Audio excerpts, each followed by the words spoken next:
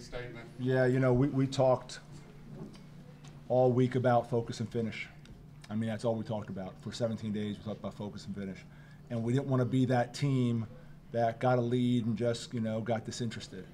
And this team focused and finished today. And a lot of young guys got a chance to play in the second half, which was great.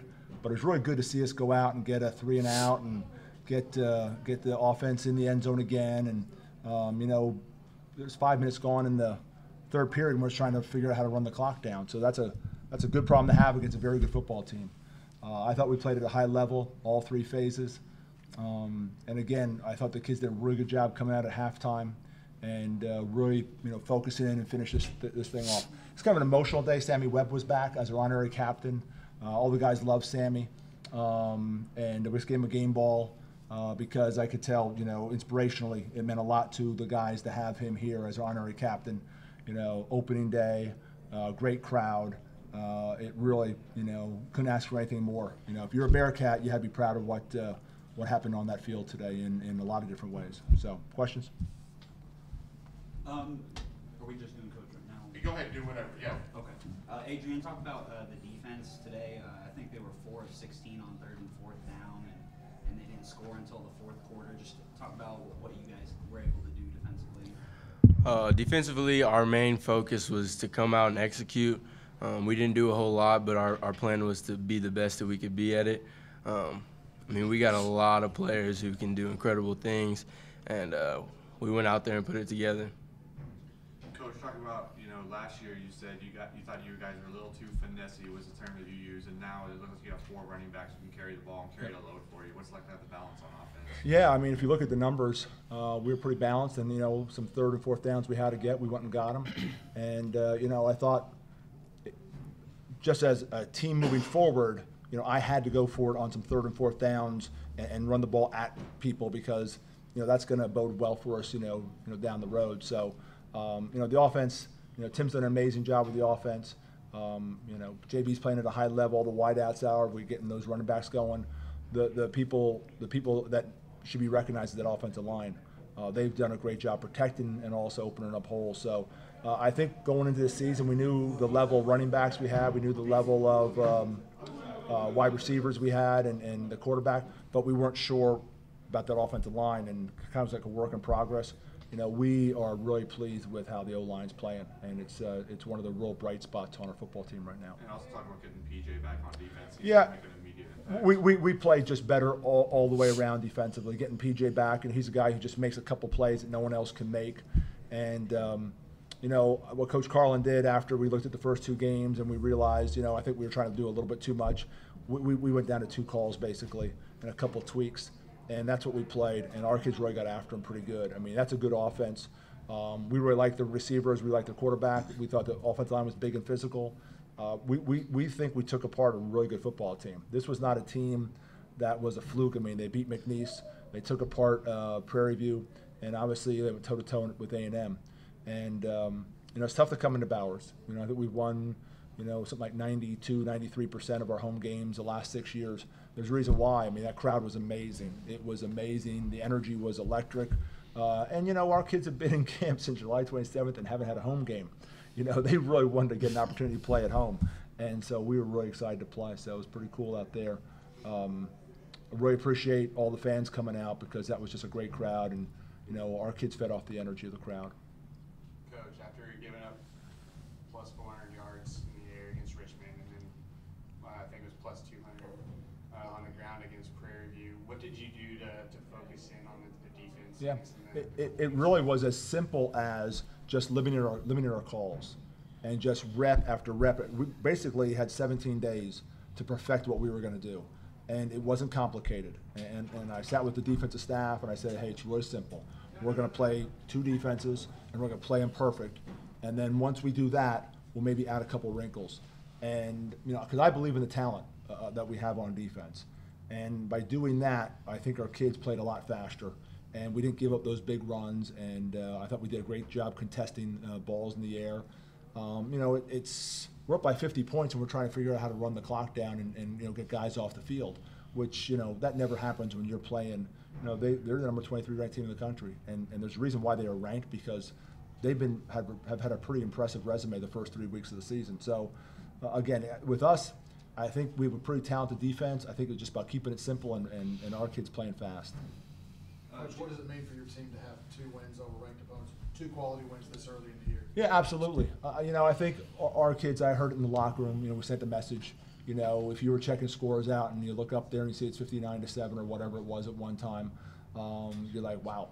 I mean, these guys are back. And what people fail to understand is we went 2 weeks with short weeks.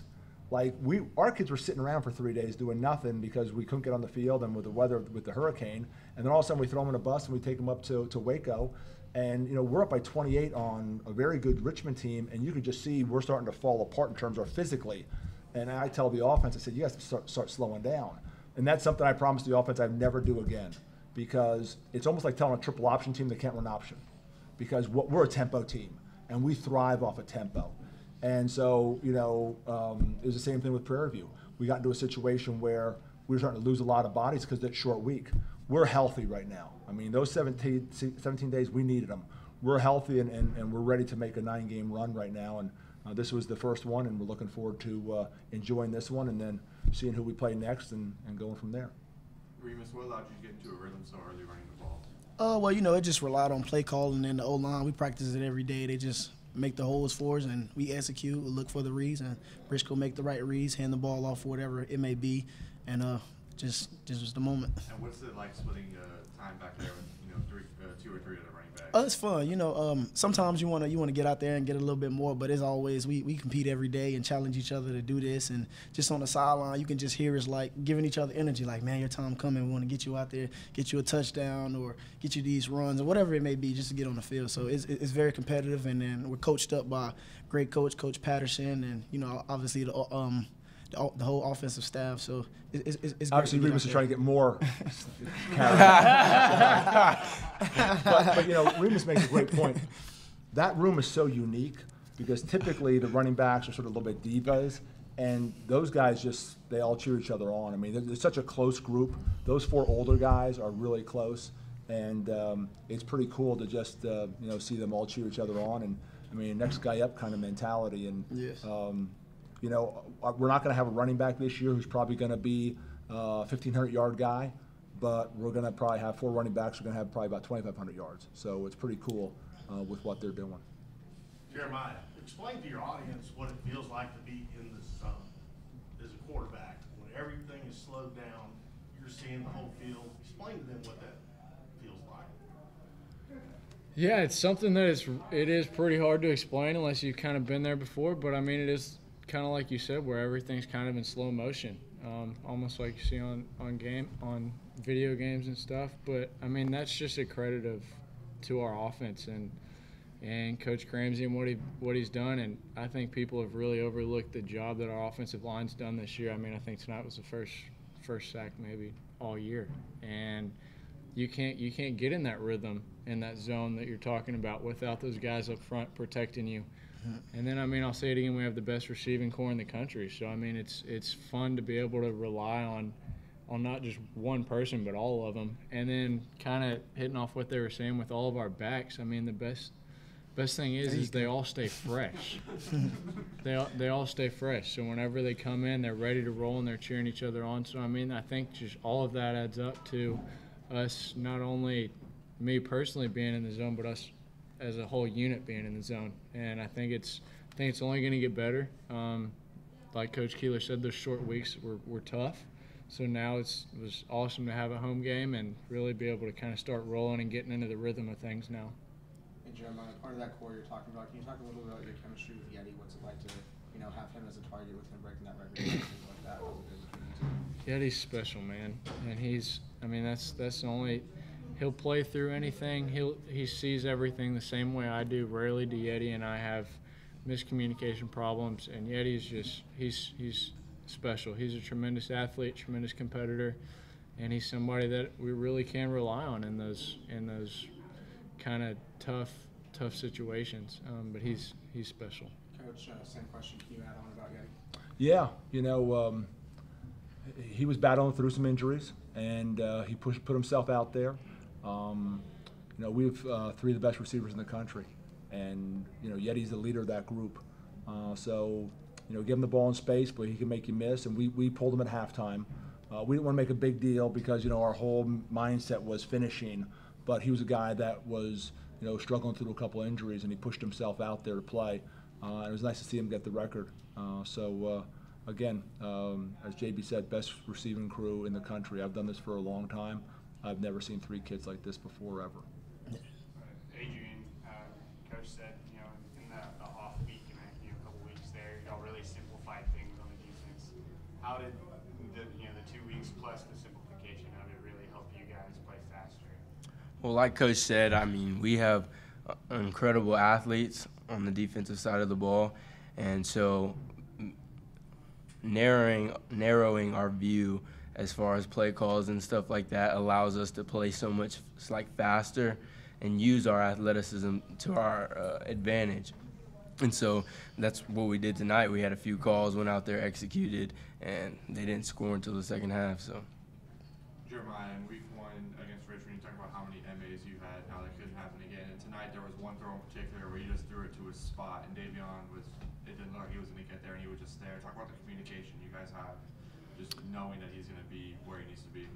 Yeah, I mean, it's like I said earlier, it's nice to kind of start to be able to get in that rhythm now. We were on those short weeks, and it was just kind of first game blunders, you know, and then having it be a short week and a crazy emotional deal too. I think that added on to some of the miscommunication stuff and that's a problem we really don't have in our receiving room between myself and them. And I think that this is just kind of the tip of the iceberg where we're just now going to kind of start get rolling. But I'll say it again, we have the best receivers in the country, and I trust them with everything to make any play. I mean, Davion saved my butt a couple times tonight on some questionable throws that he got to. I think about Nathan Stewart, 7 catches, 147 yards, 2 touchdowns. No one's even talking about him. And it's just because there's just so much going on with this offense, and it's exciting. I think, you know, as JB said, Tim came in and it was a tough task, you know, taking what he wanted to do and his vision and what was already here. And he's done a phenomenal job blending the whole thing together. And you see a very balanced team that, you know, it's one of those days Yeti could have 7 or 8 catches, or Davion could have 7 or 8 catches, or Nathan could. And same thing with the run game. You never can tell who's going to be, you know, the feature guy, because we don't worry about that. We just go out and play. So we're hitting on all cylinders, excited for the defense. I thought there was an outstanding defense performance we had. And like Adrian said, I think we feel we have a very talented defense. And now that we've simplified things to a level where we're running, I think that this is going to be just the start of, you're going to see some really good defense from this football team from this point forward. Any more questions? Good? Thanks, guys. Thank you, Coach.